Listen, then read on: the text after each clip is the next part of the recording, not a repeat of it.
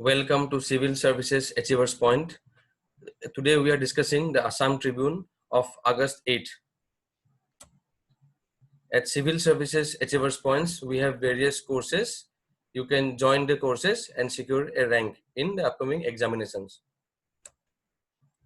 This Assam Tribune analysis will be based on the new pattern of APSC. However, this will also be useful for the other state level government examinations. These are the various topics, newspaper articles which we will be discussing today. Also, we will be discussing the important editorials from the Assam Tribune. So starting from the first topic today is the Air India flight crash lands at Karipur airport.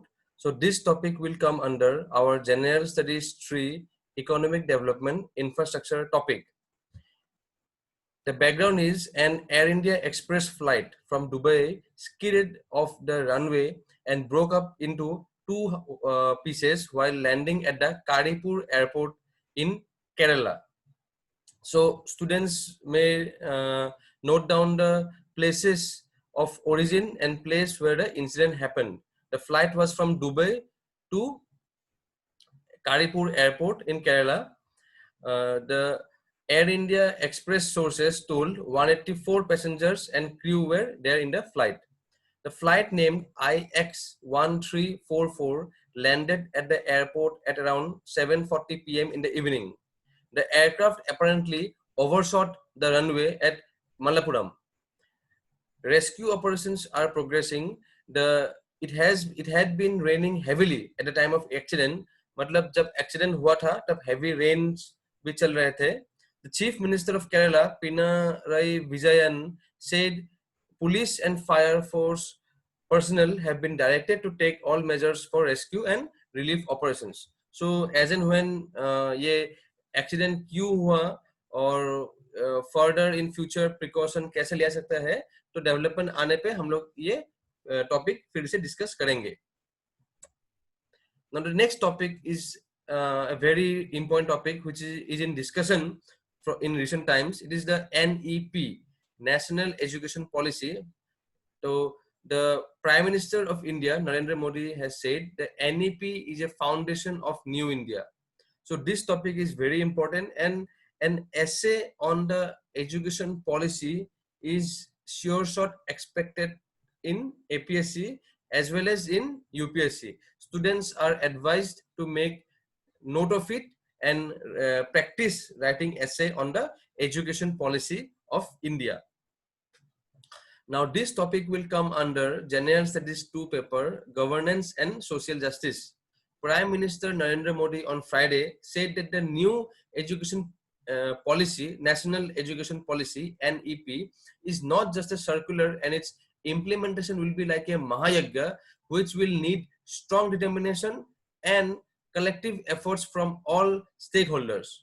Referring to the policy as the foundation of the new India, he said the NEP focuses on how to think, while the country's education system so far emphasized on what to think. So this point may be noted down by the students because this may be quoted in the examination because this is the direct quote from the our Prime Minister. So this is very useful in our examination. Students, please make a note of it.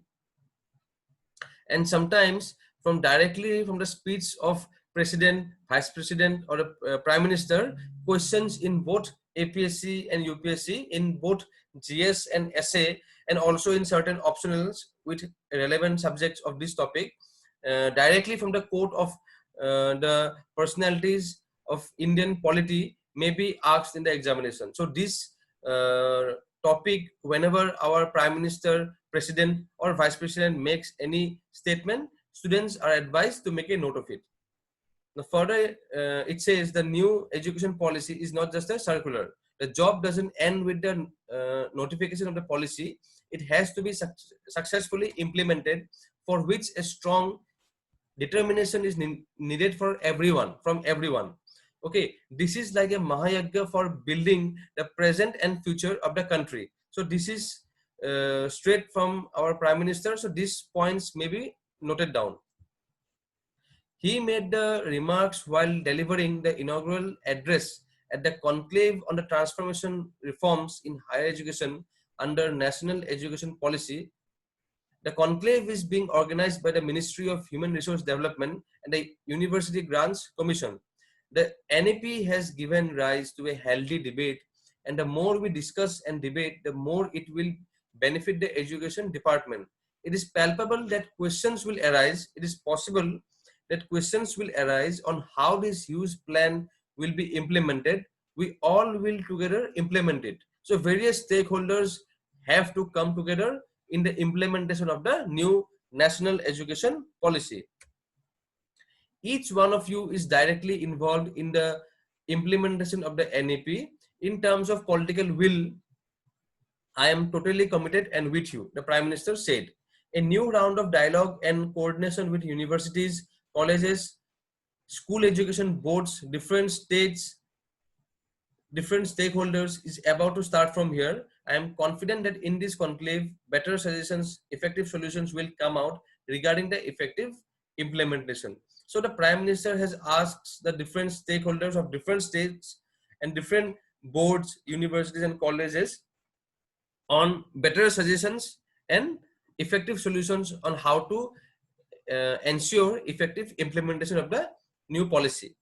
Till now, we have focused on what to think, but the NEP 2020 focuses on how to think. At a time when there is a flood of information and content, it is important that we know which information is necessary and which is not. We need inquiry-based, discovery-based, and analysis-based modes of teaching. This point is very important, that in times of too much information, too much content, we need inquiry-based, discovery-based, and analysis-based modes of teaching. This will increase the interest to learn and participate in class. The NEP, which was approved by the Union Cabinet at a meeting chaired by the Prime Minister last week, replaces the 34-year-old National Policy on Education framed in 1986. So it says the new policy replaces the 34-year-old National Policy on Education, which was framed in 1986. Now coming to the next topic, Rajapaksa clan registers landslide win. Now this topic will come under our General Studies 2, International Relations, and further under India-Sri Lanka relations. So the background is, coming to the news, Mahindra Rajapaksa will be sworn in as Sri Lanka's Prime Minister for the 4th time on Sunday after his party registered a landslide victory in the general election, securing 2/3 majority in parliament needed to amend the constitution to further consolidate the powerful Rajapaksa's family's grip on power. So students, whenever such news are in whenever such topics are in news, first of all you have to know who is the Prime Minister elected recently in Sri Lanka, because such a question may be asked in the preliminary examination. Also from mains perspective, we have to, a question may ask in GS2 paper, that what are the salient features or advantages or other disadvantages of parliamentary form of government, because since the parliamentary form of government is in news, so question on parliamentary government, or what are the differences between parliamentary government and presidential government, okay, which one is followed in India, why, is there a need to shift from parliamentary to presidential? So these questions may be asked. Students are advised to revise the Lakshmikant relevant chapter regarding this topic. The Sri Lanka People's Party SLPP, led by Prime Minister Mahinda Rajapaksa, won in 145 constituencies, bagging a total of 150 seats with its allies, a 2/3 majority in the 225 member parliament. It won all but 4 of the 22 electoral districts on offer, polling 6.8 million voters, that is 59.9%. The 74-year-old Prime Minister Mahinda thanked the Sri Lankan people for putting their faith in the SLPP party and said that the country will not stand disappointed during its tenure. Heartfelt gratitude to all Sri Lankans for placing their trust in President Gotabaya Rajapaksa, myself, and the Padujana party, and voting for the Sobhagya Dakama election manifesto. That is the election manifesto of their party. Further, he says, we will ensure Sri Lanka will not stand disappointed during our tenure. Mahinda will be sworn in as the new Prime Minister for the 4th time on Sunday at a ceremony at the historic Buddhist temple Kelania in North Colombo suburb, according to an official statement. So this location is very important. Students are advised to make a note of it, that the historic Buddhist temple of Kelania, where it is located. The options may be in Sri Lanka, Thailand, Cambodia, Laos, like that. So students should know it is from Sri Lanka. He created a record in polling over 5 lakh individual preference votes, and the highest ever recorded by a candidate in the history of elections. The Prime Minister, our Prime Minister Narendra Modi, was the first among the first world leaders to congratulate Mahinda on the outcome of the elections, and said the two sides will work together to further advance all areas of bilateral cooperation and to take their special ties to ever newer heights. Now coming to our next topic, this is also a very important topic. This topic will come under General Studies 2, Governance and Social Justice. Nutritious breakfast scheme for school children, a welcome step. The center accorded the highest priority for health and nutrition, and the latest move to provide nutritious breakfast to school children announced in the new National Education Policy 2020 is a welcome step, Vice President M. Venkaiah Naidu said. So again, this is a statement from our Vice President Venkaiah Naidu. So students, please make a note of it. Any question in prelims and mains will be asked from the speeches of President, Vice President, and Prime Minister. So students should have the habit of noting these points and keep referring and revising them so that they can be reproduced in the examination. The recently announced education policy has a provision to provide a nutritious breakfast to school children, the Vice President said while inaugurating a virtual consultation, Science for Resilient Food, Nutrition and Livelihoods, Contemporary Challenges, organized by the MS Swaminathan Research Foundation here. This announcement is a welcome step, but much more needs to be done in the context of pandemic and problems of hunger. This question is a direct reflection of the syllabus of UPSC and APSC. This statement, if you carefully observe, this announcement in the NEP is a welcome step, but much more needs to be done in the context of pandemic and problems of hunger. As we know, the various issues related to hunger and poverty is a direct syllabus topic in our General Studies 2 paper of mains. So students, kindly make a note of this topic. Among the center's health and nutritious initiatives are the Pradhan Mantri Matru Vandana Yojana, which has benefited more than 98.16 lakh women, the Poshan Abhiyan and the rotavirus vaccination. On farming techniques, the Vice President said India is a treasure trove of traditional wisdom in the field of agriculture. Instead of rejecting this wisdom as archaic or old, we must make every attempt to integrate the best of these techniques into agriculture along with modern technology. Food, agriculture and trade policies have to be constantly reviewed and updated to suit the times, he said. We must step up investments in improved storage, processing and preservation to retain the nutritional value of food products rather than investing in highly processed foods. Now this food processing industry and food agriculture, these are the topics in our General Studies 3 under economic development. These topics are there, like storage, processing and preservation of food. So students are advised to make a note of it.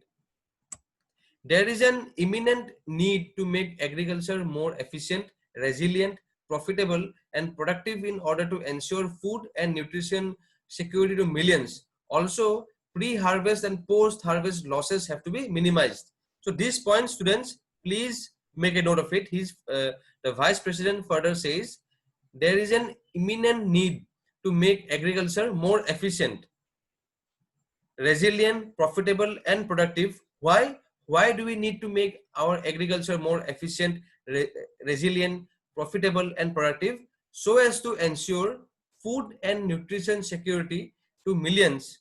And how to make more efficient and resilient agriculture?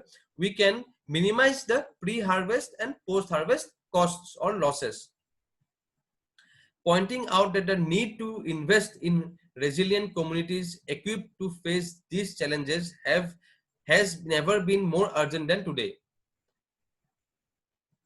Vice President further called for steps to build resilient individuals, households, as well communities. Healthy, socially connected, prepared people are better able to withstand, manage, and recover from disasters. He said India has made significant strides in reducing hunger, undernourishment, infant mortality, and stunting among children in recent years, and the government of India has accorded the highest priority to combating health and nutrition problems in the country. So these points should be noted by the students, which can be quoted in our answers in mains. Lauding Professor Swaminathan as the Encyclopedia of Agriculture, the Vice President said it is heartening to note that MSSRF, founded by Swaminathan, aims to accelerate the use of modern science and technology for agriculture and rural development to improve the lives and livelihoods of communities. So, a prelims based questions may ask, rather UPSC has already asked in mains in 2018 or 19 that write on the contributions of in Indian agriculture by Professor Swaminathan. A prelims based questions may also be asked by asking who among the following is known as Encyclopedia of Agriculture. They may give certain options, so we will know that it is M.S. Swaminathan. Professor M.S. Swaminathan is known as the Encyclopedia of Agriculture. Now coming to the next topic, this is also a very important topic. It is recently in news. Meghalaya promoting weavers engaged in production of Ahimsa Silk. So Ahimsa Silk is a type of silk which is developed with a different process in comparison to traditional silk. Now this topic will come under General Studies 3 paper, Economic Development. Meghalaya Chief Minister Conrad Sangma said the state government is working with sericulture and weaving clusters across the country to promote the state weavers engaged in producing Ahimsa silk. In a series of tweets to mark the National Handloom Day on Friday, Sangma said, "We salute our handloom weavers who make commendable efforts to preserve the vibrant indigenous handloom and handicrafts sector of our nation. Let us be vocal for handmade and strengthen our country's efforts towards an Atmanirbhar Bharat." So students may note this point because it can be used in our mains answers, that by promoting and preserving the indigenous handloom and handicrafts, we can further carry the Atmanirbhar Bharat plan, and by vocal for handmade and strengthen our country's efforts towards an Atmanirbhar Bharat. So these type of statements are frequently made by various chief ministers and governors also at state level. Students, please make a note of it and use them in your answers, because these are written by very knowledgeable persons, because these points will stand out in our answers. The Chief Minister said that Meghalaya produces Ahimsa silk through a non-violent breeding and harvesting method. In our daily MCQ series, we have already covered the various salient features of Ahimsa silk. Students are advised to regularly follow our daily MCQs so that you can be updated with the latest important topics. from exam point of view. Through this method, the wild silkworm species is allowed metamorphosis up to its moth stage. Touching on the sericulture and weaving industry, Sangma said that the industry has an important role to play in poverty alleviation, as it is labor intensive. This point is very, very important because our government stand has always been in labor intensive uh, projects and industries, because our India has vast population, and any industry which has a requirement of more labor is suitable for a country like India. So this point is very important, where touching on the sericulture, touching on the sericulture and weaving industry. So sericulture and weaving industry are highly labor intensive, and it requires less capital and has a good market in India. So this industry has important role to play in poverty alleviation, as it is labor intensive and less strenuous, requires less capital and has a good market. The chief minister said that this sector also generates sizable employment opportunities in the rural areas. So ये मैंने discuss किया ही है कि labour intensive होने से sorry labour intensive होने से this sector, this industry sector generates employment opportunities, especially in the rural areas. So it is very important point. A large segment of women in the state has also taken up sericulture and weaving activities like silkworm rearing, silk reeling, spinning, and weaving in their own houses. If it not only ensures overall development of women, but also enables her to play a significant role in the family and the society. So this is again very important points. Students, please make a note of it, that these sericulture and weaving industries, they women form a large section of the workforce, and the women not only have livelihood, and but it also ensures overall development of women by letting her play a significant role in the family and the society by having an independent source of income, livelihood, and a sense of pride. So it helps in the woman to make an informed decision and play a better role in the polity or in the economic or the social sectors.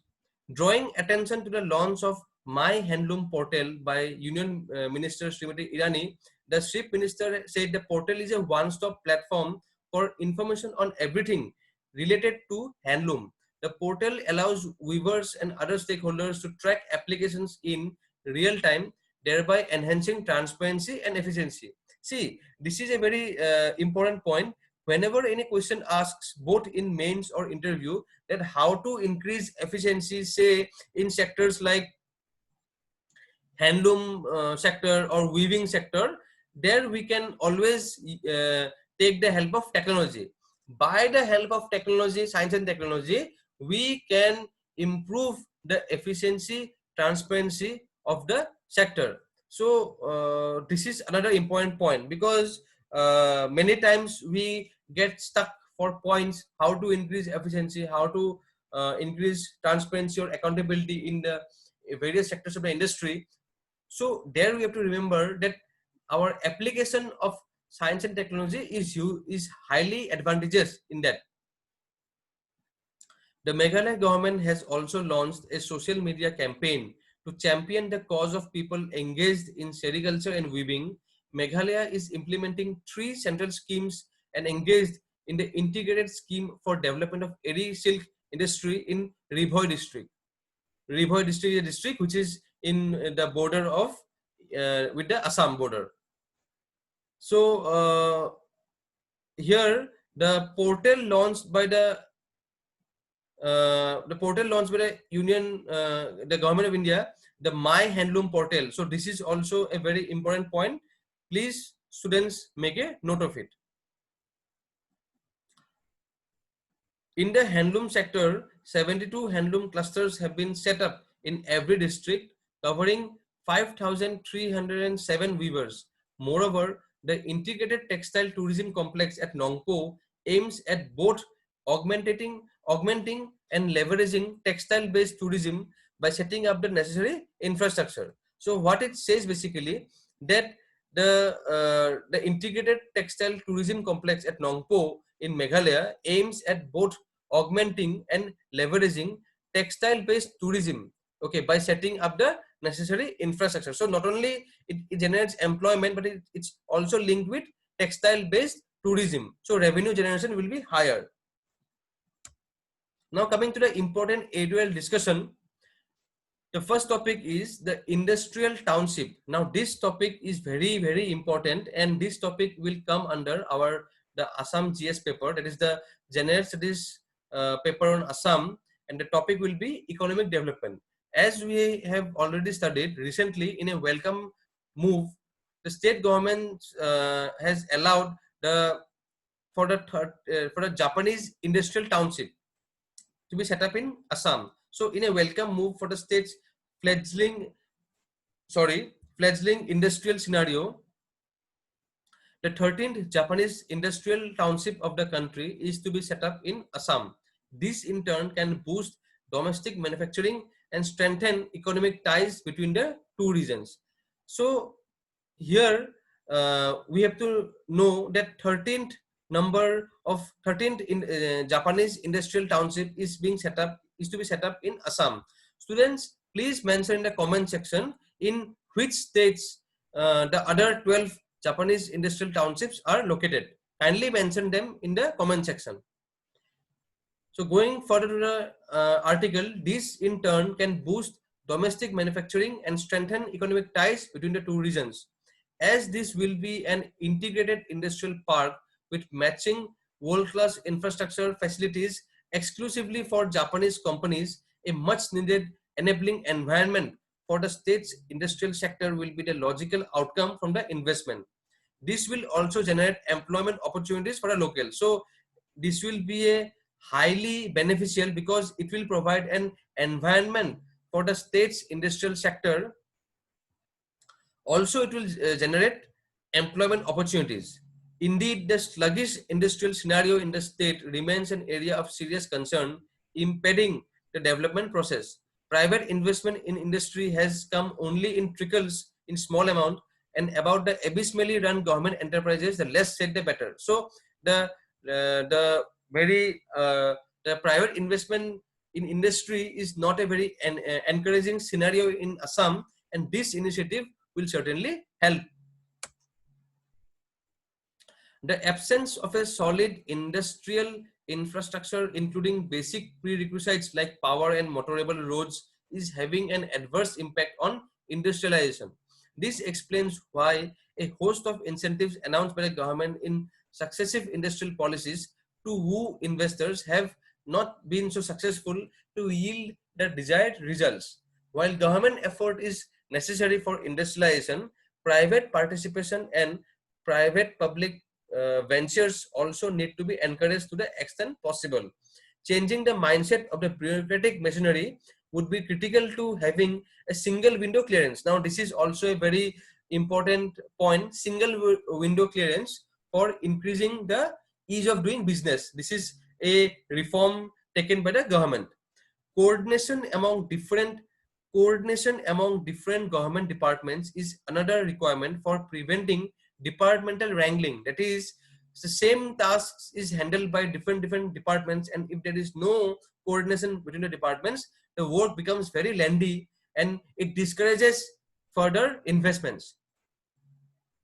Tax concessions and subsidies are an important incentive, but it needs to be ensured that only the deserving get it. In the past, a large number of highly polluting coke industries took away the lion's share of different subsidies. The Act is policy which envisages the establishing surface and air links between India's Northeast and Southeast Asia would do well to give trust on developing our traditional industries so that the much expected bilateral international trade becomes a reality. Incentives apart, we need an enabling industrial climate for industries to flourish. Students, please make a note of these points. Like if an essay comes, what steps have been taken by government, or also in GS papers, in GS3, what steps have been taken by the government of Assam to ensure industrialization, and what are the challenges government is facing. So these points may be always included. Now coming to back to the topic, setting up of modern industrial estates in every district could be an ideal way of addressing constraints concerning land shortage and to some extent infrastructure. This can facilitate the growth of industrial clusters, which are critical to creating a conducive atmosphere for industrial growth. So Assam, in order to have industrialization in Assam, we need industrial clusters in nearly every district, and also reviving the earlier industrial clusters, because many students will know Assam had many industrial clusters earlier, like in Dhuburi district, in Bongaigaon district, in Kasar district, in Dibrugarh district. So these old industrial clusters needs to be revived and need to be strengthened, and also new industrial clusters should be initiated so that it creates an atmosphere for industrial growth. The youth of the state also needs to shed their typical mindset of only sticking to certain jobs and learn to develop entrepreneurial skills. The entrepreneurial skills is also a very important component uh, in developing the manufacturing, or rather the industrialization of Assam. The government should facilitate setting up of institutes that can promote entrepreneurial skills through training. So in this regard, government has already initiated many steps. So if those steps are already implemented, then it will help in the long run. Along with developing industries, we need to adopt a long-term approach for ensuring market linkage. Market linkage means, suppose there is a demand somewhere, so the demand has to be met by the supply. So the industries will provide the supply and the market will have the demand. So the linkage between the demand and the supply has to be ensured so that the long-term approach can be fulfilled. Last but not the least, the perverse culture of the bunds and blockades which Assam has been facing, and also the seeking of donations by various organizations, has to be controlled or has to be minimized, because that impacts negatively on the industrialization process of Assam. It is a disturbing reality that many organizations keep asking for donations from industrial units by demanding donations, to the extent that major firms from outside do not encourage the idea of starting commercial ventures in the state. The state government in this regard should have certain frameworks and guidelines so as to minimize this and ensure the industrialization in Assam. Now coming to the next, the editorial, NEP 2020. Now this topic will come under the General Studies 2 paper, Governance and Social Justice topic. NEP 2020, Revamping Education. Now since the cabinet has passed the policy, so there will be many both the various advantages of the policy and also the challenges which it needs to address will be discussed in the editorials. So students are advised to make a note of both the positives and also the challenges, so that these points help us in writing a balanced answer in our GS and also in essay.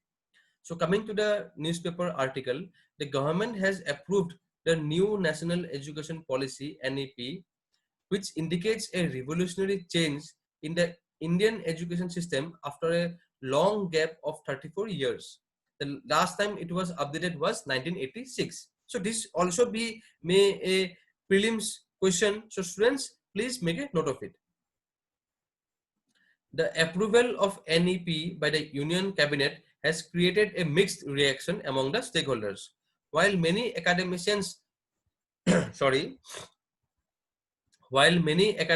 opined that it will rebuild a strong education system for the country, others have criticized that the new policy will destroy the public education system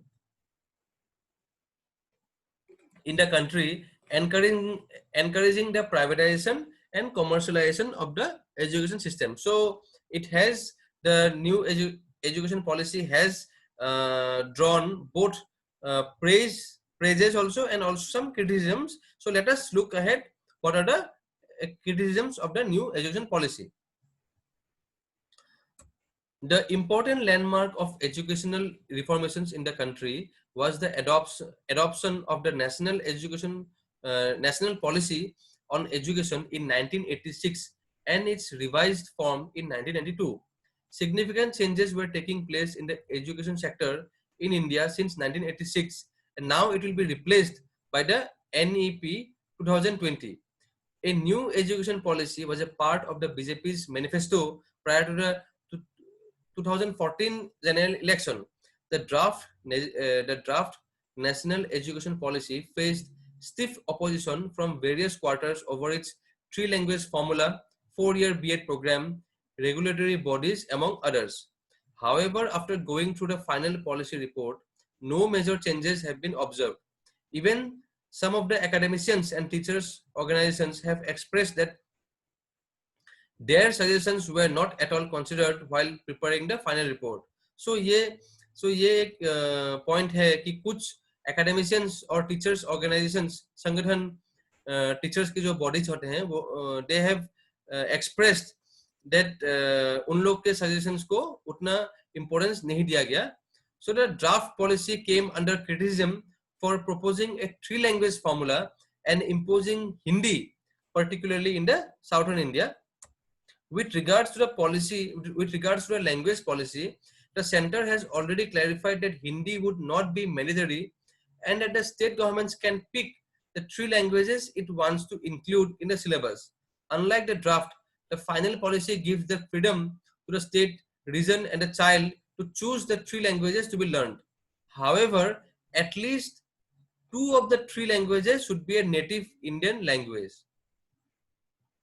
According to the policy, the medium of instruction until at least grade 5, but preferably till class 8 and beyond, will be the home language or mother tongue or local language or regional language, and it will be applicable to both public and private schools. However, it is unclear if this will be imposed on private English medium schools as well. The policy is founded on the guiding goals of access, equity, quality, affordability and accountability.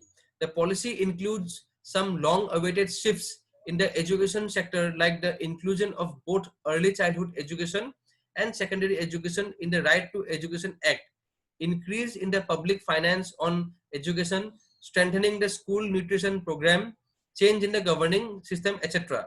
So these points are very important. Students may quote them directly in the examination if any question comes on this topic.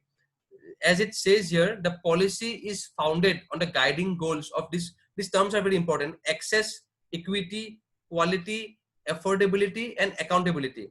The policy includes some long-awaited shifts in the education sector.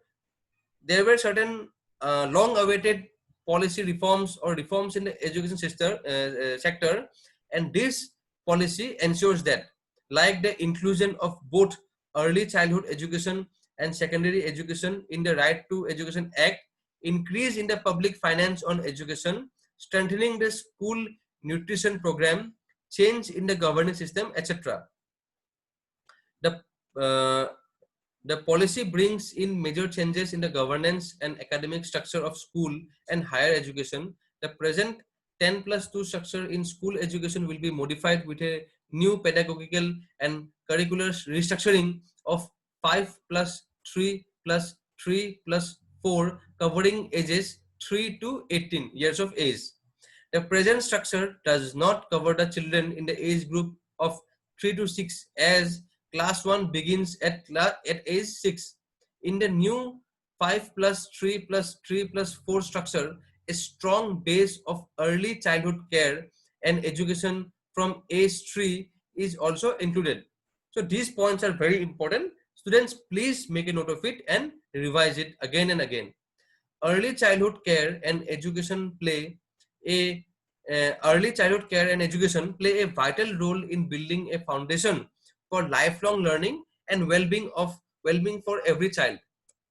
The national mission on foundational literacy and numeracy is the need of the hour.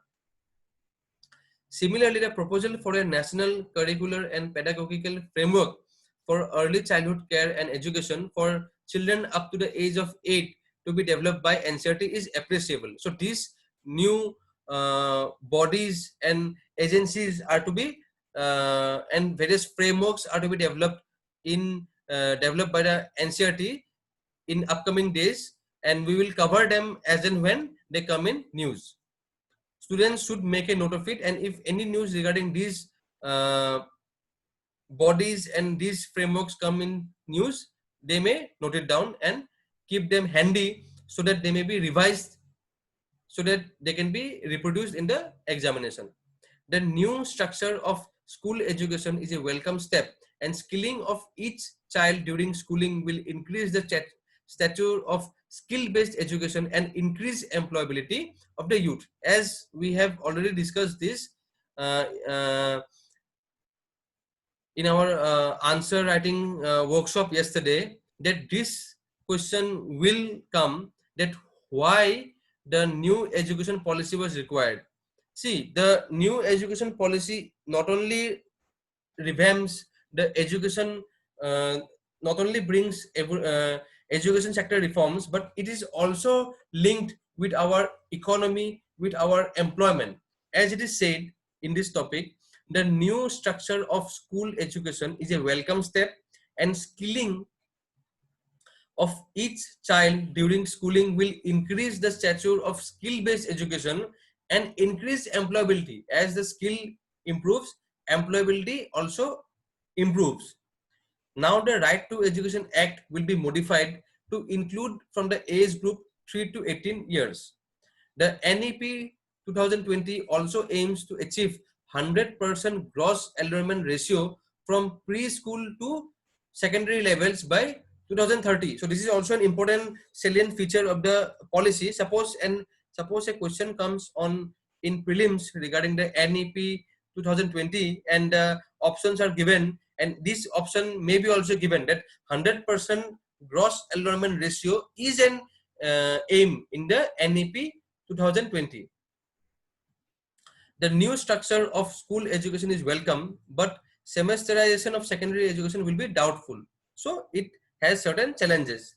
The system is not successful in our undergraduate education. So the article asks how it will be effectively work in the secondary stage. However, the state can decide implementation of either semester or annual system at secondary level. Most of the suggestions related to the higher education in the draft policy remained unchanged in the final policy report. Higher education institutions will be reorganized into 3 types of institutions: research universities, teaching universities, and autonomous colleges. But the demarcation is not yet clear. New multidisciplinary institutions will be established. In fact, the NEP's main vision for higher education is one of multidisciplinary and flexible learning, and it is to be achieved by 2040. As per the new policy, the undergraduate degree will be of either 3 or 4-year duration with multiple exit options. We have already discussed this point in earlier our editorial discussion, that multiple entry and exit point is given to ensure to minimize the dropout ratio and to ensure to improve the gross enrollment ratio. So these points are very important, very important. Students, please make a note of it and keep on revising them. The 4-year multidisciplinary bachelor's program shall be the preferred option.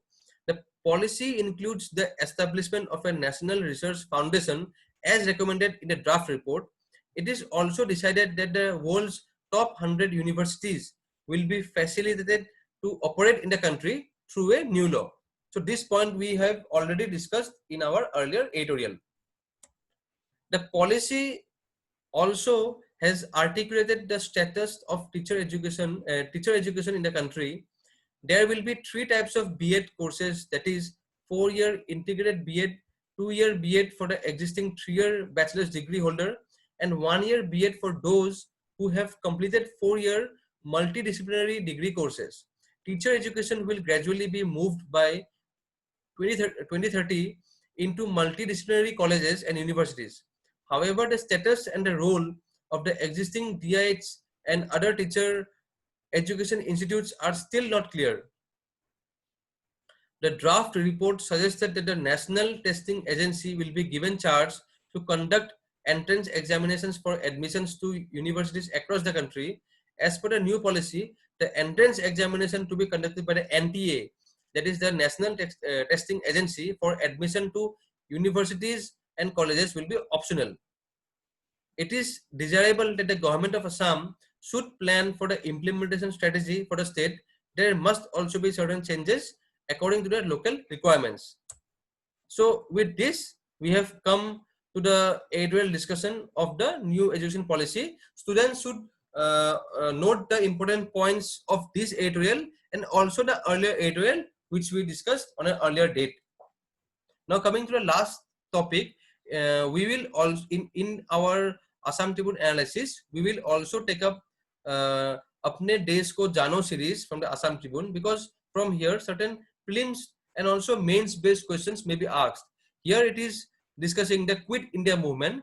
It is saying that August movement or the Quit India, since the Quit India movement was launched on August 8, 1942, it is also known as August Kranti or August movement. So a prelims based question may be directly asked, is that which event is known as the August Kranti or August movement. Options may be Quit India movement, the Swadeshi movement, the non-cooperation movement, and so on and so forth. So we will know that it is the Quit India movement. As most of the important leaders were imprisoned, Aruna Asaf Ali hoisted the Indian tricolor at Mumbai's Gwalior Tank Maidan. So it has been asked by APSC and UPSC in prelims that important leaders of Quit India movement. So an important leader of Quit India movement is Aruna Asaf Ali, and it was the first time the Indian tricolor was hoisted in public. So this is also a very important point. It may be asked. So students, please make a note of it and remember it, so that in exam, if any question comes, we are able to take the right option. So with this, we come to an end to our editorial discussion. At our civil services achievers point, we have various offline regular class, we have online live classes, we have the free initiatives, and also we are coming up with optional classes, ethics classes, and CSAP classes. Students, you can join our institute by calling at the numbers given at our screen. Also follow us on Facebook, Instagram, and join our YouTube channel and Telegram channel to keep updated. Thank you.